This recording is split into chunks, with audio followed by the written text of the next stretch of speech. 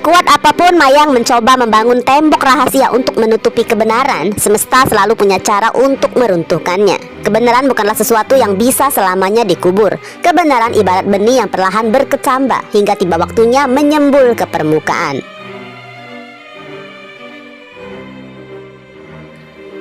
Sesi akhir pembuatan konten kolaborasi antara Akila dan Angelica menjadi panggung di mana takdir mulai menagih haknya. Saat kamera masih menyala, Angelica menutup acara dengan anggun. Namun suasana hangat itu seketika membeku saat Akila pun menyebutkan nama lengkapnya, Akila Kalista, dengan keceriaannya yang polos. Namun bagi Angelica, nama itu bukan sekedar identitas, melainkan sebuah mantra masa lalu yang membuatnya mematung. Tubuh Angelica bergetar hebat. Nama Kalista adalah doa dan pemberian yang seharusnya ia sematkan untuk kedua putrinya sebelum badai perpisahan menghantam keluarga mereka.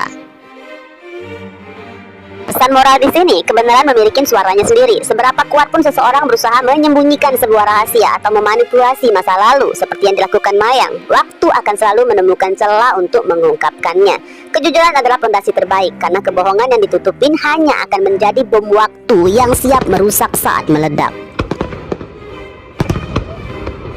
Waktu seakan berhenti berputar bagi Angelica. Di sepanjang pelariannya sejak dirinya terpaksa harus meninggalkan kedua putrinya yang masih kecil, Angelica mungkin telah mendengar ribuan nama yang sama. Namun kali ini berbeda. Tanpa perlu bukti tertulis, naluri keibuannya menangkap sinyal yang gak kasat mata.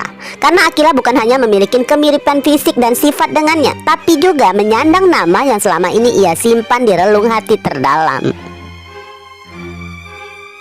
Perubahan sikap Angelica yang mendadak tegang dan tatapan matanya yang nanar menciptakan atmosfer yang menyesakan. Bagi Akila yang pada dasarnya bermental rapuh, Akila mendadak linglung. Jantung Akila berdegup kencang, sebuah resonansi alami antara ibu dan anak yang belum ia pahamin logikanya, meninggalkan rasa cemas dan sedih yang begitu mendalam di tengah kebingungan tersebut. Sesuatu yang janggal sedang terjadi dan Mayang pun merasakan merayap di bawah kulitnya. Melihat situasi yang gak masuk akal itu, detak jantung Mayang berpacu lebih cepat. Sebuah kepanikan yang sunyi namun mencekiknya. Ya meskipun Mayang gak mampu mengartikan secara pasti apa yang sedang terjadi, instingnya meneriakkan peringatan. Ada yang gak beres dengan perubahan sikap Angelica yang drastis.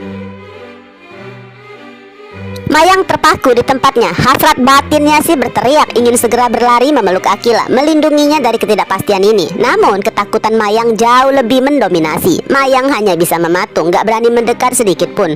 Matanya melirik gelisah ke sekeliling, merasa seolah setiap pasang mata di ruangan itu siap menghakiminya jika ia melakukan satu gerakan yang salah.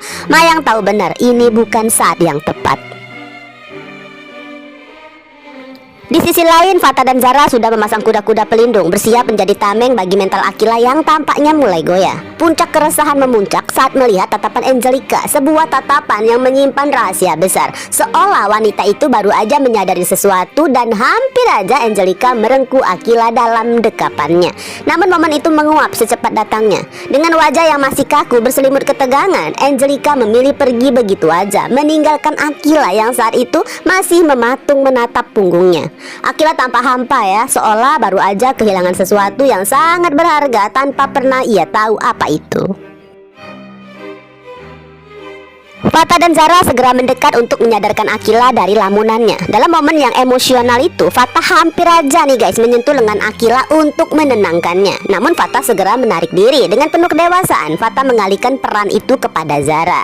Ya meskipun Fata dan Akila adalah mantan kekasih yang masih memiliki kasih sayang murni, Fata tetap tahu harus menjaga etika. Mengingat Akila kini telah menjadi tunangannya Harry dan Fata pun sangat menghormati perasaan Zara. Sementara itu dunia Angelica terasa runtuh. Ia berjuang keras mengendalikan tubuhnya yang lemas dan tangan yang gemetar hebat saat memasuki mobilnya. Tanpa mempedulikan supirnya yang tertinggal, Angelica memacu kendaraan membelah jalanan tanpa arah tujuan yang pasti. Pikirannya kacau balau. Jika benar Akila adalah putri keduanya, maka takdir sedang memainkan lelucon yang sangat kejam. Angelica membayangkan akan betapa hancurnya perasaan anak-anaknya, Lydia, Akila, bahkan Adit anak angkatnya yang ternyata adalah teman sekolah Akila. Benang merah yang saling silang ini menciptakan kerumitan yang luar biasa besar, mengubah rasa syukur atas pertemuan dengan sang anak menjadi ketakutan akan kehancuran keluarga yang baru saja ingin ia susun kembali.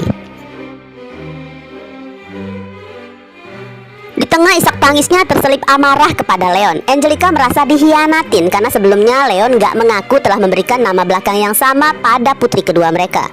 Keyakinan Angelica bahwa Aquila adalah darah dagingnya kini sudah semakin bulat. Namun kenyataan ini terasa seperti bom waktu yang siap meledak kapan aja. Dalam puncak kegalauannya, Angelica menghubungi Leon dan memintanya bertemu malam itu juga. Leon pun merasakan nada darurat dalam suara Angelica, dan Leon pun didera kekhawatiran yang besar.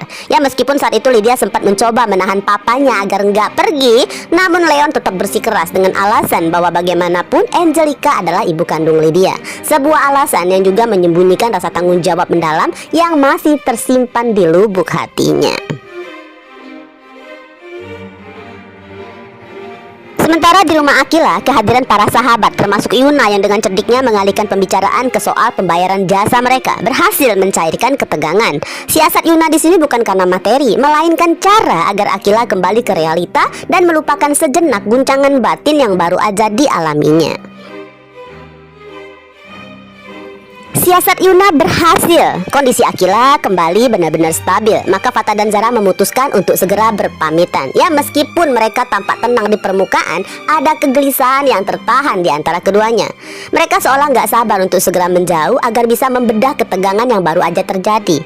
Langkah kaki mereka yang sangat cepat menyiratkan bahwa ada misteri besar yang harus segera mereka pecahkan secara private. Di tengah langkah kepergian mereka, pikiran Zara sudah bekerja dengan kecepatan penuh. Sebagai seorang gadis dari keluarga Alveric yang dikenal instingnya sangat kuat, Zara langsung membedah setiap detail perubahan sikap Angelica yang terjadi secara mendadak tadi.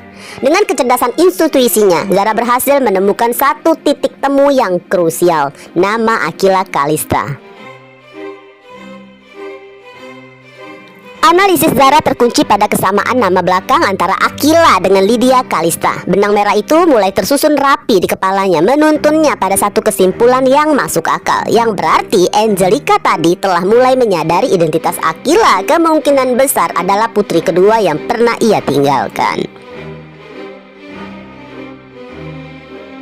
Beralih ke Aquila yang sudah di kamarnya sendirian. Kamar yang sunyi itu justru membuat pikirannya kian riuh. Suara Angelica yang mendadak hilang dan tatapan matanya yang penuh luka terus terngiang-ngiang. Aquila pun memandang cermin, mencoba mencari jawaban pada bayangannya sendiri.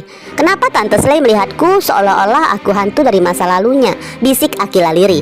Ada benang merah yang mulai menarik batinnya, sebuah ikatan yang asing namun begitu kuat. Ketenangan yang ditawarkan Zara dan Fata tadi hanyalah penawar sementara. Kini kecemasan itu kembali menyergap, membuat Aquila merasa berdiri di tepi jurang kebingungan karena dadanya semakin bergemuruh, sesak oleh rasa penasaran yang tak kunjung menemui titik terang. Sementara itu, Mayang di kamarnya terus mondar-mandir dengan perasaan gak karuan. Mayang tahu bahwa Angelica mulai curiga, maka tembok yang ia bangun akan runtuh satu persatu. Mayang merasa terpojok. Ia sangat menyayangi Aquila seperti anaknya sendiri. Namun Mayang tahu, ketakutan ini bukan hanya kehilangan Aquila, tapi juga ketakutan akan hancurnya mental Aquila jika nanti gadis itu tahu bahwa selama ini telah hidup di tengah pusaran kebohongan orang-orang dewasa di sekitarnya. Mayang pun mulai menyusun rencana untuk menjauhkan Aquila dari Angelica, seakan tanpa peduli bahwa takdir sudah nggak bisa lagi disuap dengan pelarian.